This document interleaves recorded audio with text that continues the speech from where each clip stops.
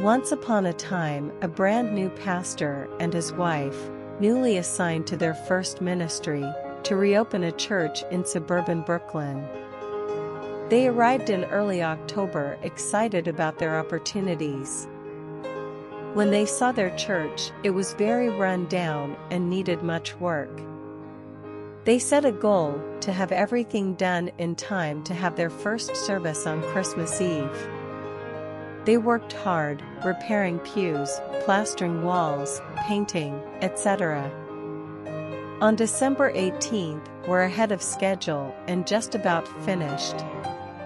Everything seems to be in order. On December 19th, a terrible tempest, a driving rainstorm, hit the area and lasted for 2 days. On the 21st, the pastor went over to the church.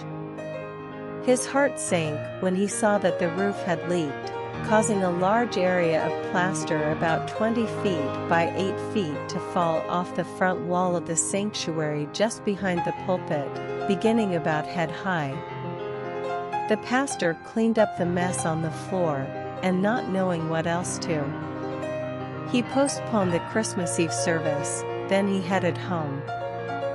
On the way, he noticed that a local business was having a flea market type sale for charity, so he stopped in. One of the items was a beautiful, handmade, ivory-colored, crocheted tablecloth with exquisite work, fine colors, and a cross embroidered right in the center. It was just the right size to cover up the hole in the front wall. He bought it and headed back to the church. By this time it had started to snow. An older woman running from the opposite direction was trying to catch the bus. She missed it. The pastor invited her to wait in the warm church for the next bus 45 minutes later. She sat in a pew and paid no attention to the pastor while he got a ladder, hangers, etc., to put up the tablecloth as a wall tapestry. The pastor could hardly believe how beautiful it looked, and it covered up the entire problem area. Then, he noticed the woman walking down the center aisle. Her face was like a sheet. "Pastor, where did you get that tablecloth?" she asked. The pastor explained, and the woman asked him to check the lower right corner to see if the initials EBG were crocheted into it there. These were the initials of the woman, and she had made this tablecloth 35 years before, in Austria. The woman could hardly believe it as the pastor told how he had just gotten the tablecloth. The woman explained that before the war, she and her husband were well-to-do people in Austria. When the Nazis came, she was forced to leave. Her husband was going to follow her the next week. She was captured, sent to prison, and never saw her husband or her home again. The pastor wanted to give her the tablecloth, but she made the pastor keep it for the church. The pastor insisted on driving her home. That was the least he could do. Few days later, it's time to celebrate the Christmas Eve service. What a wonderful service they had on Christmas Eve. The church was almost full. The music and the spirit were great. At the end of the service, the pastor and his wife greeted everyone at the door, and many said that they would return. One older man, whom the pastor recognized from the neighborhood, continued to sit in one of the pews and stare, and the pastor wondered why he wasn't leaving.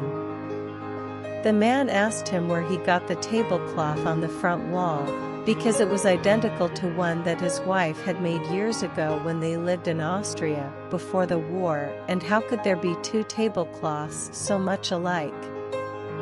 He told the pastor how the Nazis came, how he forced his wife to flee for her safety, and he was supposed to follow her, but he was arrested and put in a prison.